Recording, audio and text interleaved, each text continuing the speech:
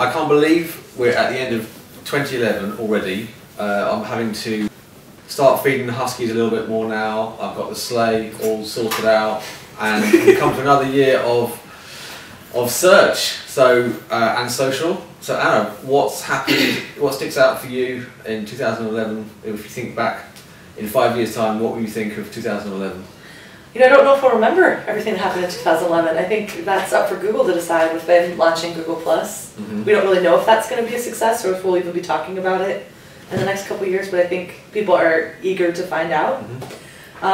Additionally, it's been a weird year because we've had all these YouTube celebrities become mainstream celebrities, where it's the first time that's really happened. The year of the YouTube celebrity. Yeah, well, it's like you're having digital celebrities now. Right. Like, digital mainstream celebrities. I mean, they've always kind of been famous in the tech circles, but now they're famous in a general sense. So that changes the entertainment models considerably. So it'll be interesting to see. Takes the impetus away from those people who think they're setting the agenda for entertainment. Yeah. And to being a much more reactionary one.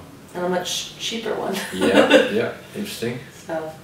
And from a paid search side, what sticks out for you, Hannah? I suppose from a positive point of view was probably the transition from search being just words to pictures, the incorporation of display, things like retargeting, pre-targeting, MSN and Yahoo kind of trying to follow the model that Google's built with its Google Display Network. From the SEO side, I've been hoping and hanging out for some kind of competition for Google at some point, maybe, and it looks like now, I think, really, even if it did happen, would it ever I think that's the problem. They're trying to compete with Google, and I don't think they should bother.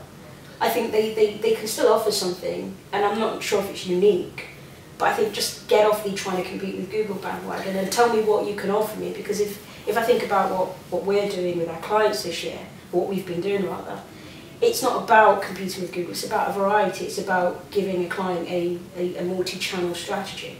And I think that's what Yahoo and MSN can still bring to the table, but they need to kind of refocus and get away from chasing the Google tail. What I always think funny as well is they never tried to take out Google in the place that Google was struggling. Like, you know, Google's had problems with social search forever. Massively. And if they had just said, hey, we're not going to go and figure out traditional search, we're going to go, because they had that partnership with Facebook for a while, they didn't use that to the full advantage. I mean, I'm surprised that Microsoft didn't just say, hey Facebook, we'll build your search capability, we already have algorithms, we'll fix everything, you just let us manage the revenue stream of it, and we'll give you a cut of it. I'm surprised that didn't happen, because then they could have been a competitor. Yeah, definitely. And I think the other place that they've always shown strength, but now has become a weak point for them, is the display avenue, which has always been their core strength. And moving into 2012, I do think that's where Google's going to shine the most. So.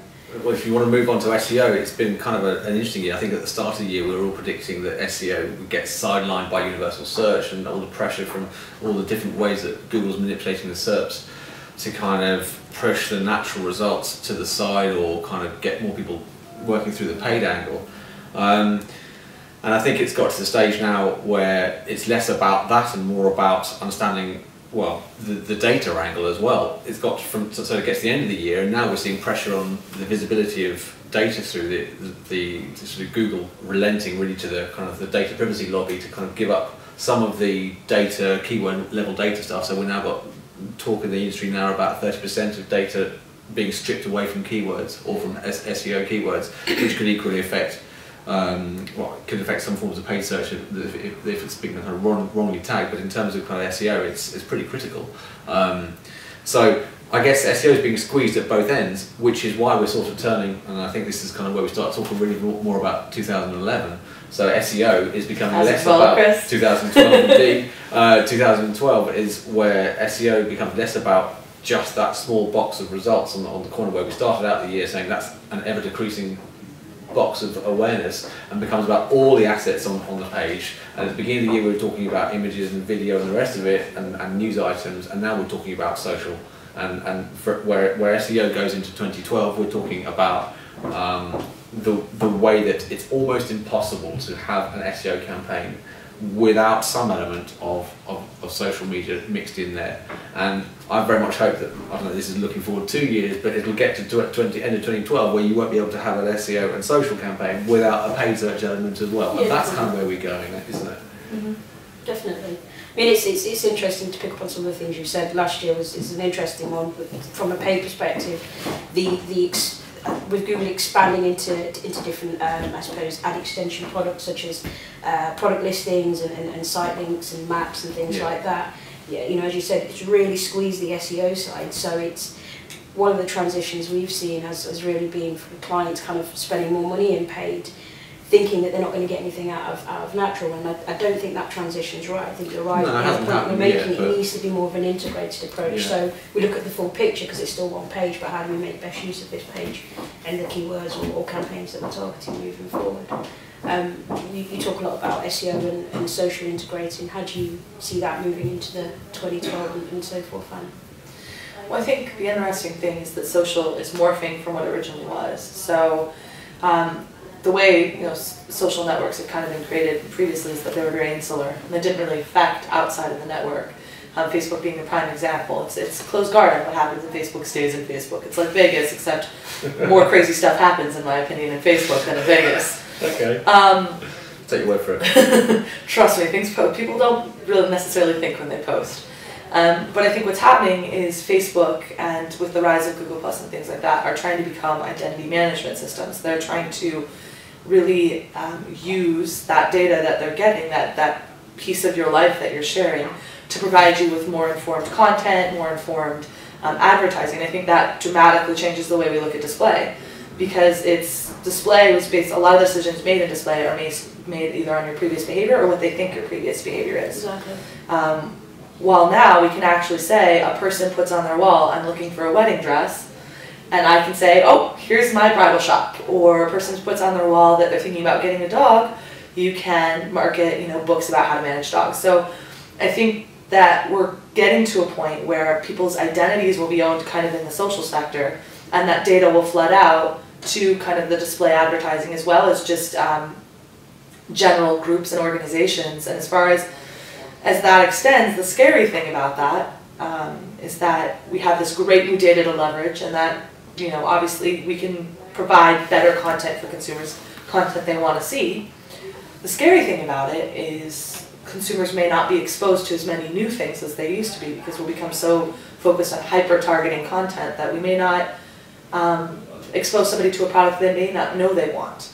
So it'll be interesting to see how consumers, how we as brands push social networks to still show consumers content that they wouldn't necessarily know they want. See, I always see it from a different point of view. I think at the moment, because a lot of the display platforms buy different types of data, the consumer's almost exposed to too much. They've got too much variety, and that's, although displays become very targeted, it still has that element of ambiguity attached to it. So for me, I think this missing element, especially with Google Plus, allows them to focus more specifically on you as an individual. So I am quite excited to see what they do at Google Plus information and how they incorporate that into, say, the GDN, or maybe even something like Invite Media, where they're already traditionally buying different kind of data centers or layers of data from a variety of sources. So I've always seen it from the other point of view, because I think at the moment we're a bit too wide. It'd be nice to kind of close the gap.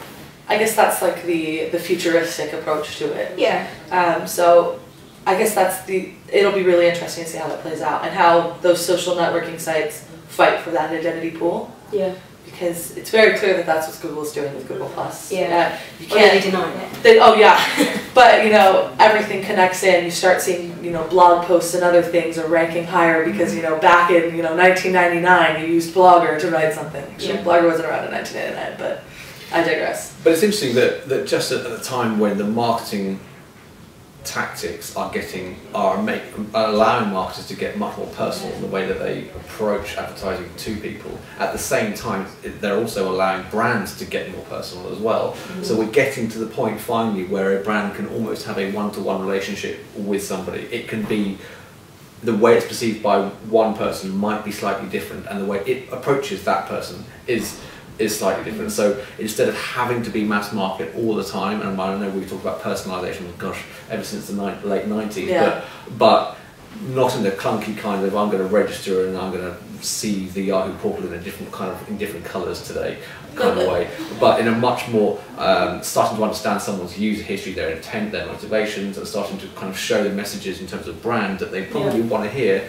and maybe forecasting what they want to hear going forward. It's interesting that finally we're getting to that point now where both brand and consumer can almost have a one-to-one relationship. I think what'll be interesting to see how it all pans out, because most specifically, while it's very exciting that brands have this opportunity to have more conversation with consumers, there is that threat and that risk as time goes on that this becomes more compartmentalized and more robotic in nature, where it's not as much of the genuine conversation that that brands are benefiting from right now, and becomes more of, oh, X, Y, and Z signals fired, therefore I'm going to shoot ad A. That steers away from what social media has really been for brands in the past 6-7 years. So it'll be interesting to see how things like personalization of ads and display can happen, but how will that change how people use social media? I wonder whether that's when things start to become less of the mass media, and we start to become these one-to-one relationships get set up. The way that starts to make it much harder for us to plan and buy media across lots of channels, lots of markets, internationally, etc. I think I suppose one of the ways that we can deal with that from a paid media perspective is through the ad exchange. It's something that I still believe is in its infancy as far as the UK is concerned, but the interesting thing about the ad exchanges is effectively, we're real-time bidding, and apparently pay-per-click's been in real-time bidding since day one, but technically it can't, because the quality score has to figure out what your score is, and therefore the real-timeness of the bid is already lost. And secondly, the breadth and depth of platforms, and from an international point of view, from a language perspective, from a channel and a sector perspective, means that I can almost, the scale of my activity goes beyond Google. And also I think we can bring in all these different elements that we're talking around about personalisation and variety of things like that. So I don't think we are going to be stuck for reach, but I do think Anna's point about, is it going to be so personal that we forget the variety when talking to consumers, that going to be lost, and potentially it will be. And I think I can see technologies being developed that almost try to automate it too much. Reminds me a lot, sitting here listening to you guys reminds me of the bid management time, when everyone had a bid management tool. It's kind of like, let's take away the human element, it's all about algorithms, and it's like an algorithm cannot decide what human beings do. It can help, but it can't decide. So that's probably one of my other concerns as well moving forward. I wonder if it also changed the relationship between agencies and clients, because if in order to add that personal element, we have to get so much closer to what the client wants to do, and the client has to get so much better basically at articulating down to almost who they are as people, really.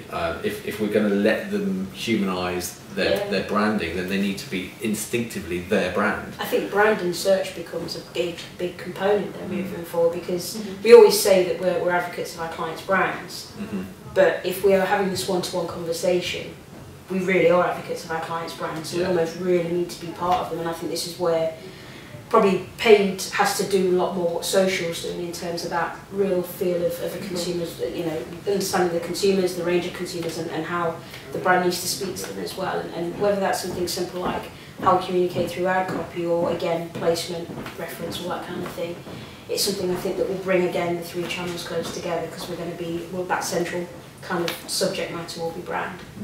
I mean, I almost see a day in the future where potentially a display ad drives you to a product, and it's almost like the display ad, the display banner in a way provides the content or provides the answers to the questions that the user is seeking. So rather than just being a banner, if someone's searching for, a specific need, that there's almost like the needs fulfilled in the banner itself.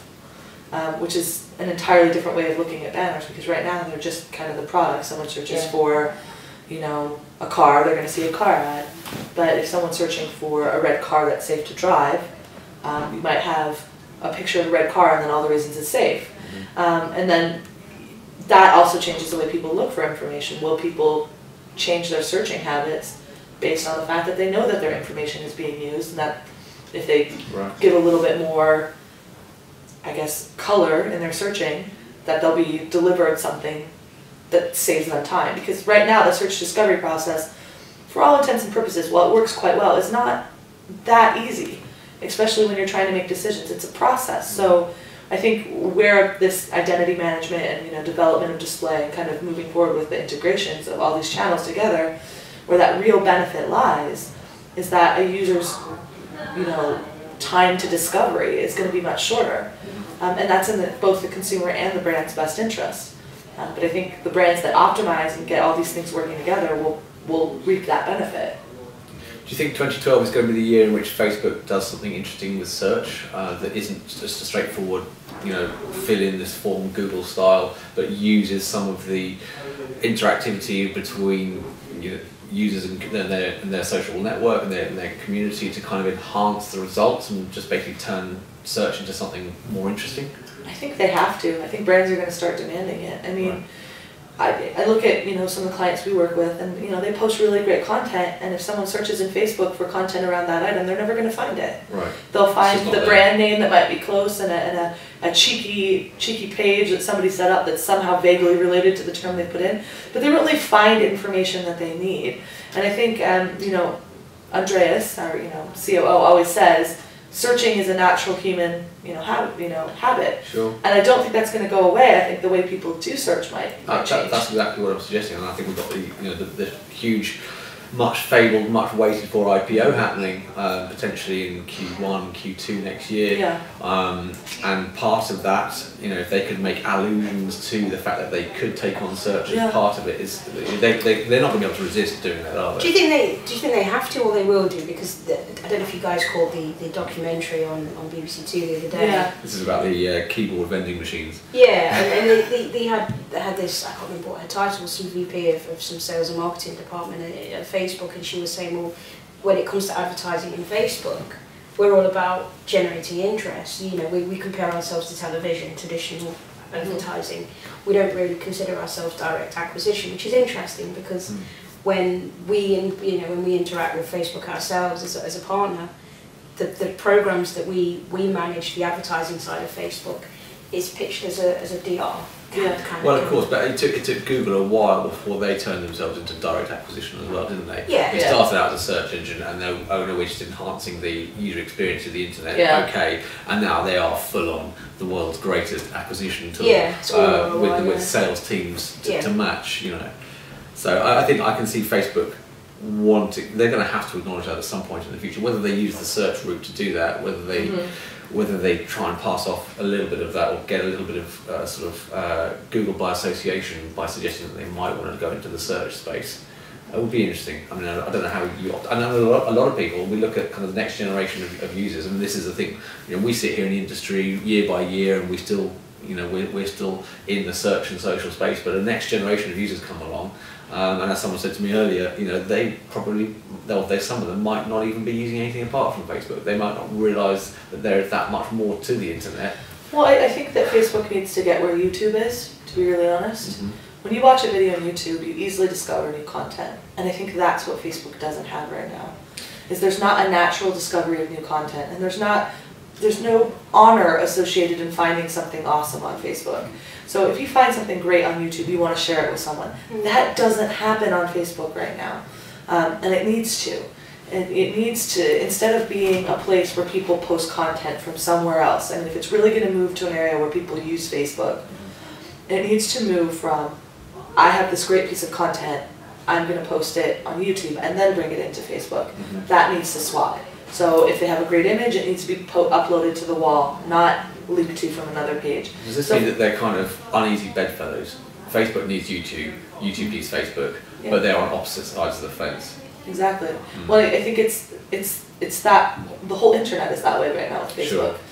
And it'll be interesting to see as they keep playing harder and harder to be an identity management system with some of the, the applications where they're, pulling, the Washington Post and different news magazines, the Guardian, pulling them into Facebook. So you're actually browsing the website of a news source in Facebook.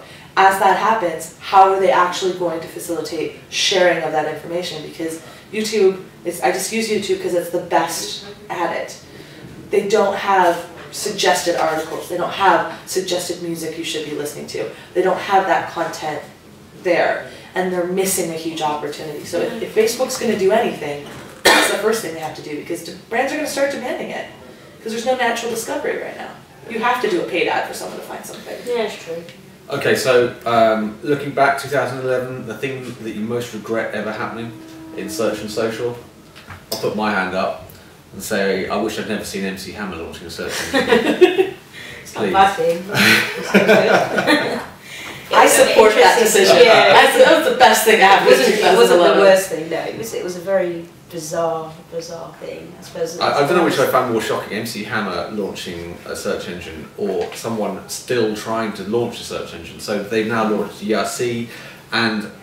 or Justin Timberlake buying, was it MySpace? Yeah. That was a smart choice. Very interesting. There have been some very odd moves. Yeah. Maybe less the most odd thing, but probably the most disappointing thing, again, going back to the search lines. I just think they focus too much of their time on Google. Focus on your strengths and try and bring something new or different or whatever to the industry, as opposed to just trying to chase that tail, which is never going to happen. Okay, well thank you all very much, and I'll see you here this time next year.